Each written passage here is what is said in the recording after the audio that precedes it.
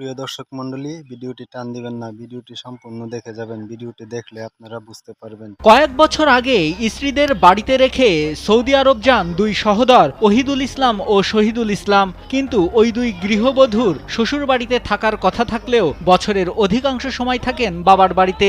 মাঝে মধ্যে শ্বশুর বাড়িতে আসলেও 2 থেকে 3 দিনের বেশি থাকতেন না। এমনভাবে দুই জা যখন শ্বশুরবাড়িতে আসেন তখন শ্বশুরবাড়ির লোকজন অন্য আত্মীয়ের বাড়ি বেড়াতে যায়। সেই সুযোগে রাতে বাড়িতে আসে দুই জায়ের পরকীয়া প্রেমিকরা, যারা আবার দুই বন্ধু। এ সময় দুই জা ও তাদের প্রেমিকরা রাতের খাবার খেয়ে নিজেদের রুমে চলে যায়।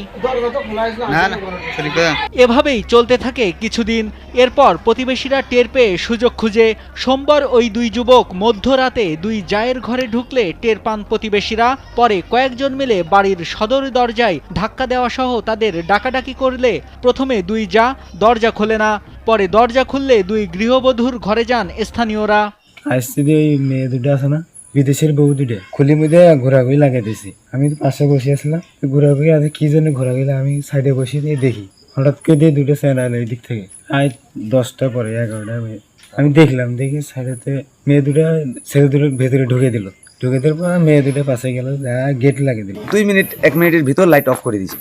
আমরা দাঁড়ায় রয়েছি। লাইট অফ করানোর পরে দিয়ে আমি জানলার সিদ্দুর দিয়ে দেখলাম এক ছেলে এক মেয়ে, ওরা দুইজন জানলার সিদ্দুর দিয়ে দেখা যায়। তারপরে রুমে জানলা নাই, আমি ওয়ালের মধ্যে কান পাতায় দেখলাম ওখানেও ছেলে মেয়ে দুপুর দুপুর আওয়াজ পাওয়া যায়। তখন আমরা 3 জনে কি করলাম, পরিকল্পনা করলাম, আরও 2 জনের ডাক দিলাম। টোকা মাত্র আমরা গেট খুলি নেই, দরজা খুলি নেই রুমের। এখন রুম থাকে ওই ওনার ছোটো ভাইয়ের বউ চিল্লি লাগা দিয়েছে, গালিগালাজ পাইতেছে। আমার রুমে কেউ নাই, আমার দরজা খোলো, আমার বাড়িতে কেন এসে। আমি করলাম রাখো, মানুষজন আসতেছে আসুক, দরজা খুলবো। নোভা এলইডি টিভি, ঝকঝকে ছবি, নিখুঁত শব্দ, 5 বছরের ওয়ারেন্টি। নোভা মানি সঠিক মান, নিশ্চিত সেবা। এ সময় বড় বউয়ের ঘরে ঢুকে প্রতিবেশীরা দেখেন এক যুবককে বাক্সের ভেতর কাঁথা দিয়ে ঢেকে রেখেছে। ওই ছেলেকে ধরার পর ছোট বউয়ের ঘরে ওয়ার্ড্রবের তালা খুলে স্থানীয়রা দেখেন সেখানে আরেকজনকে লুকিয়ে রাখা হয়েছে। একজনের তুইছে আমার বাস্কের ভেতরে, আরেকজনের যে ওয়াইডের ভেতরে। বাক্সের ভিতরে খেতা টেতা দিয়ে, খেতা বালি দিয়ে ফলাইটারে ঢাকি রেখেছি। খেতা সরাই দিলাম, সরাই দিয়ে দুপুর করে ফলাইটারে ধরলাম, ধরে বাকি 3 জনের কাছে দিলাম, দিয়ে ওই রুমে যাবো, ছোট ভাইয়ের রুমে। ওনার শুদ্ধে সবাই মিলে গেলাম ঘরের মধ্যে, যা দেখে বাস্ক থেকে টানি বাই করে এনেছে ছেলে দুটো। টানি বাই করলাম, বাই করিয়া ছেলে দুটোর ঘাম ছুটি গেছে, একেবারে দাহ ধরে গেছে ছেলে দুটার। পরে বেসন টেসন দিয়ে হাঁক দিলাম, হাঁক দেওয়ার পরে কি হয়েছে তা কয় এইরকম ঘটনা, 2 মেয়ে নিয়ে 2 জন শুতে আছে, অকাম করতেছে। সেটা আমরা দেখছি।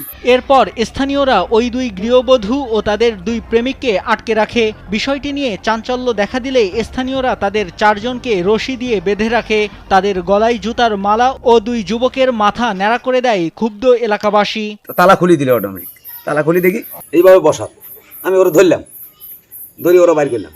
আমরা মানুষ 12 থেকে 14 জন ওই গেলাম। এখন মেয়ে দুটো কথাবার্তা বলে না।